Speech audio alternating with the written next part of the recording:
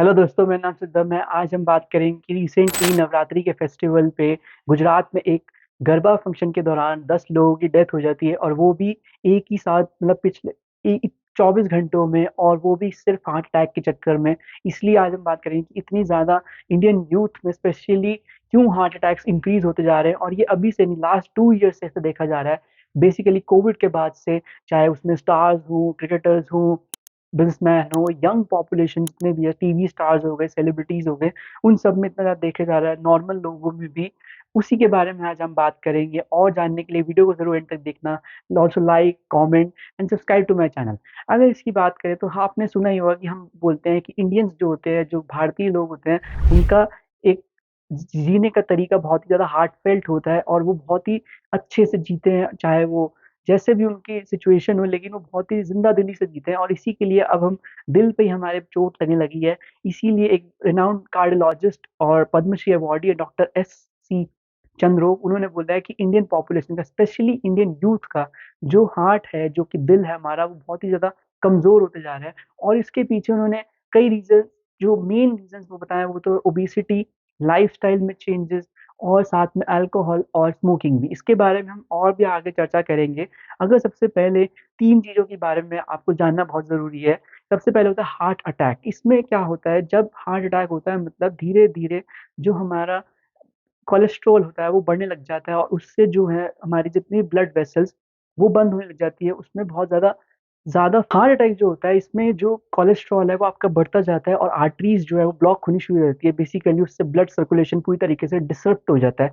तभी बोलते हैं कि ये हार्ट अटैक आ जाता है, और इसलिए इतना खतरनाक होता है। और अगर दूसरे इसकी बात करें तो उसको होता है कार्डियक अरेस्ट। उसमें क्या होता है कि आपको ब्रीदिंग, साँस लेने में दिक्कत हो जाती है, आपको बहुत ज़्यादा पसीना आता है, बहुत ज़्यादा बॉडी एक होते हैं, और उसके बाद बिल्कुल भी पल्स नहीं रहती, आप चोक करना फ़ील कर जाते हो, और तभी आपका हार्ट पूरी तरीके से बंद हो जाता है, और विदिन फ्यू मिनट्स आपकी डेथ हो जाती है। तभी बोलते हैं कि cardiac arrest is very dangerous, और अपनी हेल्थ के लिए भी, और पूरी, क्योंकि इसमें आपको बचाने का भी टाइम नहीं मिलता। हार्ट अटैक के बाद फिर भी लोग बहुत ज़्यादा बच जाते हैं, अगर उन्हें प्रॉपर ट्रीटमेंट मिल जाए बहुत ही एकदम टाइम पे।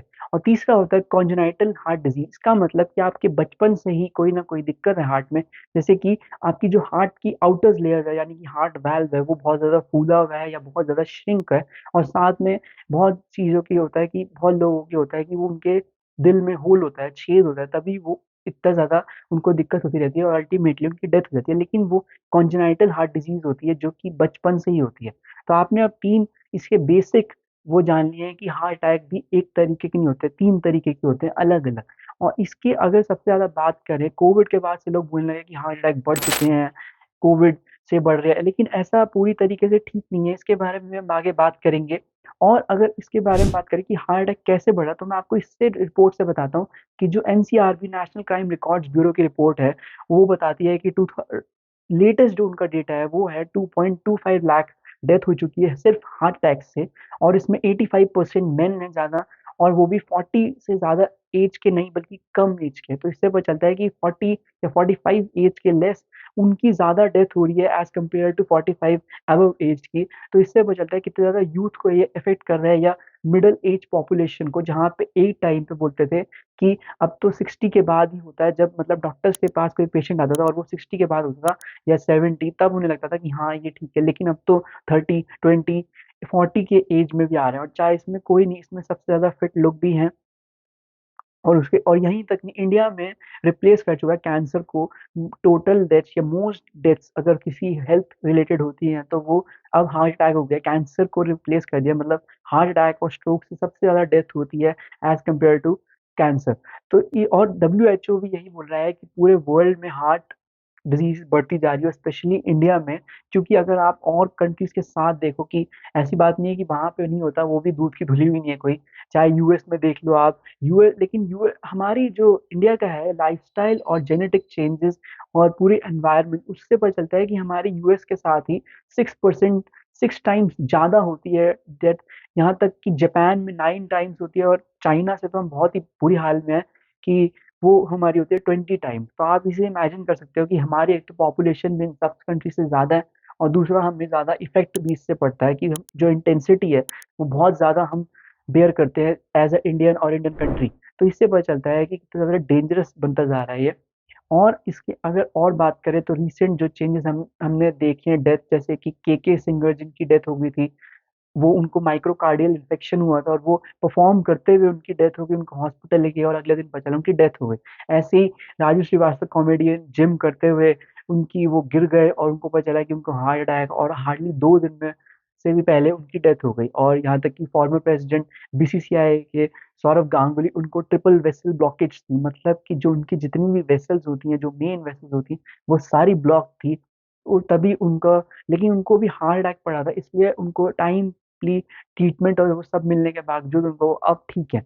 लेकिन वही है कि चाहे किसी को भी देख लो आप, हार्ट अटैक तो ऐसे बढ़ रहे जैसे कि कोई आपको बीमार हो या आपको जुकाम की तरह। और इसके सबसे बड़े जो, अब मैं अगर कॉजेज की बात करूँ तो सबसे पहले तो इसका अल्कोहल एक मेजर कॉज है, क्योंकि वो आपकी धीरे धीरे अंदर से आपको खत्म करते जाता है। इसीलिए बोलते हैं कि अल्कोहल बहुत ही लिमिटेड में पीना चाहिए। और अगर इसके बारे में और बात करें तो स्ट्रेस एक मेजर इसका कारण बनता जा रहा है, ताकि जैसे कि वर्क कल्चर, वर्कलोड हो गया, अनटाइमली आपका, आपको इतना ज़्यादा आप काम कर रहे हो कि आपको पता नहीं कब आपको खाना है, कब अनटाइमली स्लीप हो गई। सर्केडियम रिदम पूरी तरीके से डिस्ट्रॉय हो चुका है। सर्केडियम रिदम का होता है कि जब आपका सोने का टाइम कितना अच्छा है, कितनी जल्दी आप सोते हो, कितनी जल्दी आप उठते हो। तो एक प्रॉपर स्लीप ज़रूरी है, 7 to 8 आवर्स की बोलते हैं। और इसको आप डिक्रीज या इंक्रीज कर सकते हो आपकी एज और आपकी एक्टिविटी लेवल के ऊपर। और तीसरा जो होता है अनसिस्टमैटिक हमारा लाइफस्टाइल या फूड हैबिट्स, क्योंकि इसमें सबसे ज़्यादा आता है junk, oil and ghee, sugar, maida या फ्लावर। और बेसिकली 3 बोलते हैं, 3 व्हाइट पॉइजन्स इसका नाम होता है कि चीनी यानी कि शुगर, मैदा, तीसरा हमारा नमक। अब इसकी कई सारी अलग-अलग रेशियो है, लेकिन जो सबसे बेस्ट डब्ल्यूएचओ ने बता रखी है, वो है कि आप 5 ग्राम ले सकते हो per day salt. But Indians जो ऐसे लेते हैं वो ऑलमोस्ट 11 ग्राम, 12 ग्राम, मतलब डबल से भी ज़्यादा हो गया। और सेम शुगर हम ले सकते हैं 10 ग्राम, लेकिन हम वो डबल से भी ज़्यादा लेते हैं, वो हम लेते हैं 30 टू 35 ग्राम पर डे। और यहाँ तक कि मैदा को तो बोलते हैं ग्लू ऑफ द गट है, मतलब कि वो ऐसा चिपक जाता है और वो हमारे इंटेस्टाइन में कभी भी जाता नहीं, इतने उसको टाइम लग जाता है। चाहे आप जितना मर्जी एक्सरसाइज कर लो, जिम चले जाओ, योगा कर लो, तो उससे पता चलता है कितना ज्यादा ये ओवरऑल हम तीनों को ये इफेक्ट करता है, ह्यूमन बॉडी को। तभी बोलते हैं कि आपको एक बहुत ही ज्यादा लिमिटेड खाना चाहिए। और तीसरा, अगर सर्केडियन रिदम की बात करें, जैसे मैंने पहले आपको बताया कि स्लीप आपकी बहुत ही ज़्यादा इंपॉर्टेंट है, क्योंकि चाहे आप जितना मर्जी फिट हो, एक्टिव हो, इट डज़न्ट नॉट मैटर।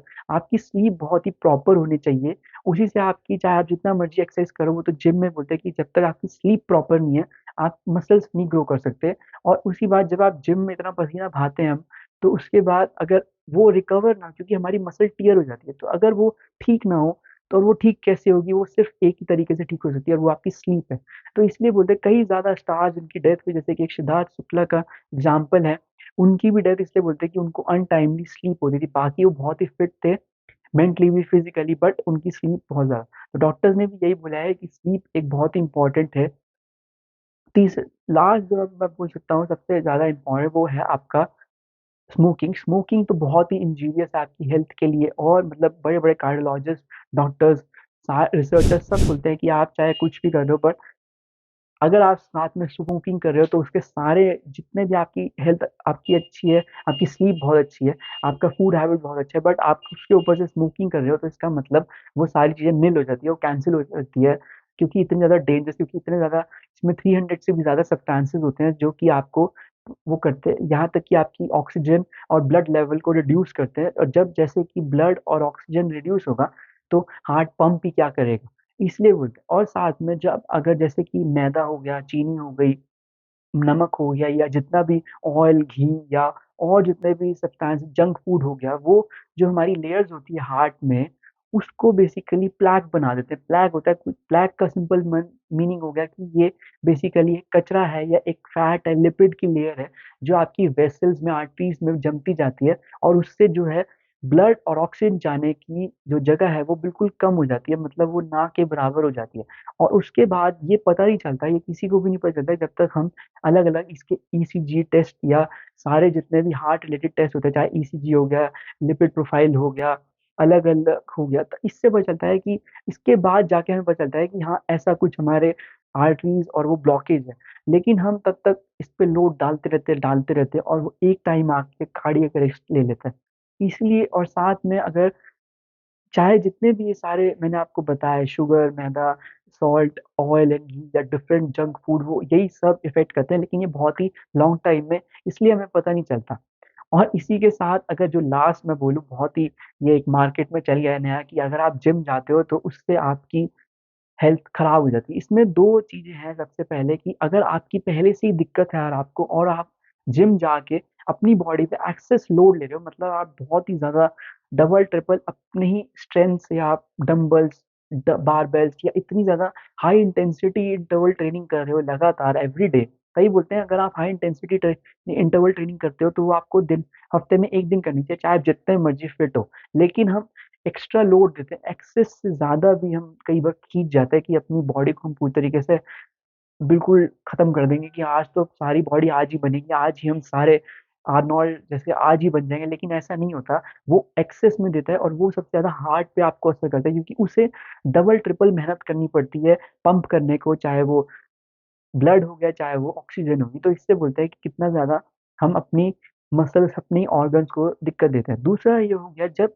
कई बार हमारी जो क हमें कोई इंटरनल प्रॉब्लम होती है, लेकिन हम उसको ध्यान नहीं दे पाते, कभी हमने टेस्ट नहीं करवाए होते, तो वो एकदम डॉर्मेंट या स्लीप स्टेज पे होती है। जैसे ही हम बहुत ज़्यादा एक्सेस लोड लेना शुरू करते हैं क्योंकि हमारी नींद खराब होती है, हमारा लाइफ़स्टाइल खराब होता है और हम ऊपर से जिम भी जा रहे होते हैं कि हम अब बॉडी बनाएँगे और we want abs, muscles and everything तो वो उससे ज़्यादा और ज़्यादा नेगेटिव इफ़ेक्ट करती है। इसलिए बोलते हैं कि आपका अगर इतना भी ज़्यादा लोड नहीं लेना चाहिए, बहुत ही एक्यूरेट लेना चाहिए। अगर आपको कोई भी दिक्कत हो प्लीज़ आप पहले जाके चेक करवाओ, उसके बाद ही जिम या इतनी हेवी वर्कआउट या हाई इंटेंसिटी इंटरवल ट्रेनिंग करिए।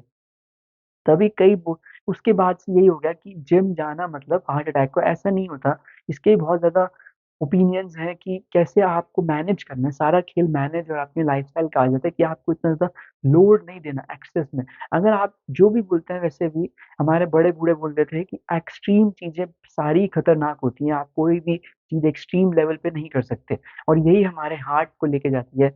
और अगला जो इसका टॉपिक है वो है कि कोविड। कोविड के बाद से बहुत ज़्यादा ऐसा नहीं हुआ अगर आप कोविड के टाइम पे देखो उससे पहले भी मुंबई में एक आरटीआई फाइल हुई थी जिसके खिलाफ पता चला कि कितनी ज़्यादा मुंबई में पिछले कुछ सालों में डेथ्स हुई हैं हार्ट अटैक से और वो 18,000 थी और उसमें से कोविड की जो थी वो निल थी। क्योंकि कुछ हार्ट अटैक्स हुए जो बोल रहे जिनको रिएक्शन या कुछ एलर्जिक रिएक्शन कर दी अलग-अलग आपकी वैक्सीन्स लेकिन उन्होंने बोला कि वो सब ठीक हो चुके थे, तो इससे इतना ज़्यादा वो नहीं करने की इंस्टेड हार्ट अटैक से ज़्यादा हुई, कोविड से कम हुई। तो यही पता चलता है कि मुंबई जैसी जगह जहाँ पे महाराष्ट्र में इतना ज़्यादा बुरी तरीके से कोविड हिट था, वहाँ पे भी हार्ट अटैक से ज़्यादा हुई डेथ और उससे कोविड से कम हुई। तभी मैंने आपको सारे इसमें पॉइंट्स बता दिए हैं कि कैसे आप इसको ठीक कर सकते हो और कैसे। क्योंकि जैसे-जैसे आपका लो बैड कोलेस्ट्रॉल आपका बढ़ता जाएगा, उतनी ज़्यादा आपको दिक्कत आएगी और इन्हीं सब कारणों की इन सब रीज़न्स के चक्कर में हमारा बैड कोलेस्ट्रॉल बढ़ता है और उससे हार्ट अटैक जाने की बहुत ही ज़्यादा दिक्कत होती है और जितना ज़्यादा आपका गुड कोलेस्ट्रॉल बढ़ता रहेगा, उतनी ज़्यादा अच्छी चीज़ें रहेगी।